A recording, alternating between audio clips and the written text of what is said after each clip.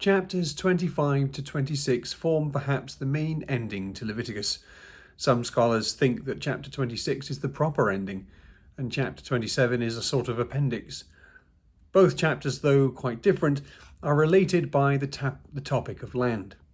Being in a covenant relationship with Yahweh essentially involves receiving a number of gifts, and then responding to these with the appropriate forms of gratitude. One of the main gifts is the law itself, and another is the promised land. Neither of these gifts are in any sense earned, but they do have to be, in a sense, maintained. Keeping the gift of the law ensures that Israel will continue to enjoy the gift of the land. 25:23 informs Israel that the land belongs to the Lord, and they are but tenants. Chapter 25 connects holy time with holy space. How Israel maintains the land is part of its holiness obligations. Even the land is to partake in a Sabbath rest. This means that for one agricultural cycle there is to be no sowing, and therefore no ensuing harvest. Presumably it would still be ploughed, as this is the process of fallowing.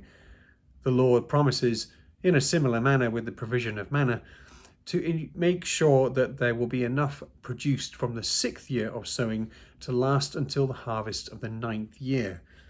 This means that in the 6th year, around November or December, which is the Hebrew 9th month Kislev, there would be the usual sowing, which would be harvested during the usual 1 to 6 months of the 7th year. But come the time for the sowing in the 7th year, the land would be left fallow, that is, ploughed in the 8th month, but left unsown in the 9th. Therefore, there would be no harvest in the 8th year, and what was sown in the 9th month of the 8th year would have to wait until the harvest cycle of the 9th. It is confusing when you describe it literally like this, but if you write it out and think of a year as being not a literal year, but a sowing cycle, that is, reckon the year forward when a sowing takes place, then the numbers add up, and the 7th year is indeed the Sabbath year. Chapter 26 has a similar ending to Deuteronomy, where blessings and curses or promises and warnings are pronounced. The section on blessings is shorter than the curses or punishments.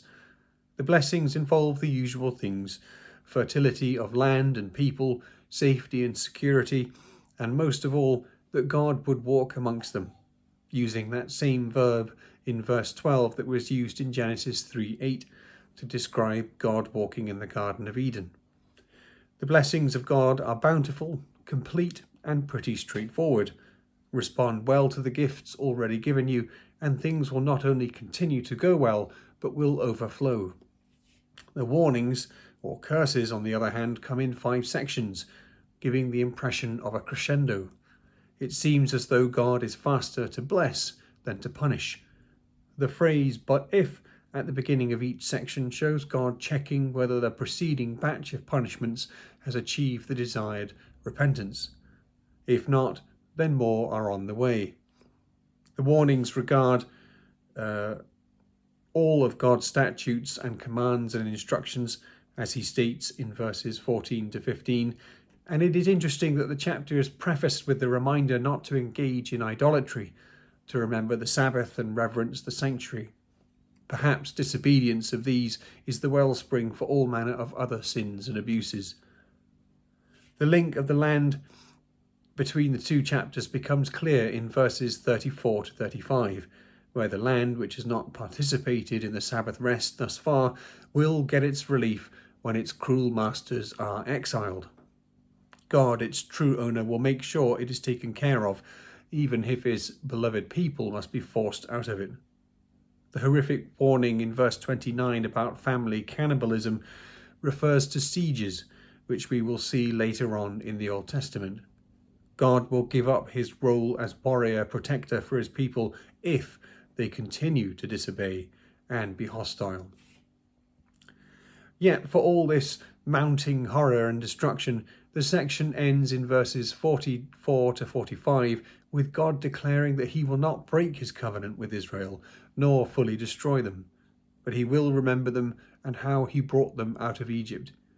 Twice repeated here is the statement, I am the Lord, which is the name he revealed to Moses for this purpose. It is his name, his identity, which is most at stake. Israel might be utterly hostile and unfaithful, but the Lord will be who he will be.